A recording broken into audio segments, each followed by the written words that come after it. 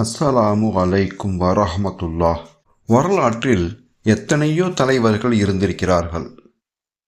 ஆனால் தன்னை கொல்லத் துடித்த எதிரிகள் கூட தங்கள் விலை மதிப்புள்ள பொருட்களை நம்பி ஒப்படைக்கும் அளவிற்கு ஒரு தலைவர் இருந்தார் என்றால் அது நம் உயிரிலும் மேலான நபிகள் நாயகம் ஸல்லல்லாஹு அலைஹி வஸல்லம் அவர்கள் மட்டும்தான். அவர்களுக்கு மக்கள் கொடுத்த பட்டம்தான் அல்-அமீன், நம்பிக்கையாளர். எதனால் அந்த பட்டத்திற்கு தகுதியானவராக அவர்கள் திகழ்ந்தார்கள்? வாருங்கள் வரலாற்றை புரட்டுவோம். நபிகள் நாயகம் ஸல்லல்லாஹு அலைஹி வஸல்லம் அவர்களுக்கு நுபுவத் என்ற நபித்துவம் கிடைப்பதற்கு முன்பே மக்கா மக்கள் அவரை அல்-அமீன் என்று தான் அழைத்தார்கள். ஒரு முறை கஅபாவை புதுப்பித்து கட்டும்போது புனிதமிக்க ஹஜருல் அஸ்வத் கல்லை யார் எடுத்து வைப்பது என்பதில் கோத்திரங்களுக்கு இடையே பெரிய சண்டை வெடித்தது. இரத்தம் சிந்தும் நிலையும் உருவானது.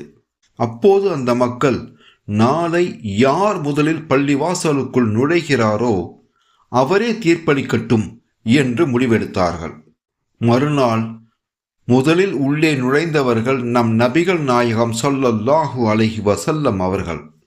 முதல் மனிதராக பள்ளிவாசலுக்குள் நுழைந்த நபிகள் நாயகத்தை கண்ட அந்த மக்கள் மகிழ்ச்சியில் கத்தினார்கள், ஹாதா அல்-அமீன் ராலீனா, இதோ நம்பிக்கையாளர் அல்-அமீன் வந்துவிட்டார், நாங்கள் இவரை முழுமையாக நம்புகிறோம் என்று முழங்கினார்கள்.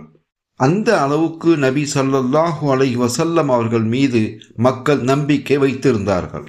இதோ மற்றொரு ஆச்சரியமான சம்பவம். நபிகள் நாயகம் ஸல்லல்லாஹு அலைஹி வஸல்லம் அவர்கள் மக்காவை விட்டு மதினாவிற்கு ஹிஜ்ரத் செல்ல வேண்டிய நெருக்கடியான நேரம். வீட்டை சுற்றிலும் எதிரிகள் கையில் வாளோடு காத்து கொண்டிருக்கிறார்கள். ஆனால் ஆச்சரியம் என்ன தெரியுமா? அந்த எதிரிகள் பலரும் தங்கள் விலை உயர்ந்த தங்கம் மற்றும் பொருட்களை பாதுகாப்பிற்காக நபிகள் நாயகம் ஸல்லல்லாஹு அலைஹி வஸல்லம் அவர்களிடம்தான் கொடுத்து வைத்திருந்தார்கள். என்ன ஆச்சரியம் பாருங்கள்! தன்னை கொல்ல நினைப்பவர்களுடைய பொருளாக இருந்தாலும் அதை உரியவரிடம் சேர்க்க வேண்டும் என்ற நாணயம் முஹம்மது ஸல்லல்லாஹு அலைஹி வஸல்லம் அவர்களிடம் இருந்தது. அதனால் நபி ஸல்லல்லாஹு அலைஹி வஸல்லம் அவர்கள் தாம் செல்லும் முன்பு அலி ரலியல்லாஹு தஆலா அன்ஹு அவர்களிடம் அந்த பொருட்களை எல்லாம் கொடுத்து உரியவர்களிடம் ஒப்படைக்க சொல்லிவிட்டு சென்றார்கள். இதுதான் குர்ஆன் சொல்லும் உயரிய குணம். அல்லாஹ் குர்ஆனில் 68வது அத்தியாயம் 4வது வசனத்தில் கூறுகிறான், நிச்சயமாக நீர் மகத்தான நற்குணத்தில் இருக்கின்றீர். அருமை தோழர்களே, அல்-அமீன் என்ற அந்த பெயர் சும்மா வரவில்லை. அது நேர்மைக்கும் நாணயத்திற்கும் கிடைத்த பொன்மகுடம். இன்று நாமும் அந்த பெயரை முன்மாதிரியாக கொண்டு நம் வாழ்வில் நம்பிக்கையாளர்களாக வாழ்வோம். ஆமீன்.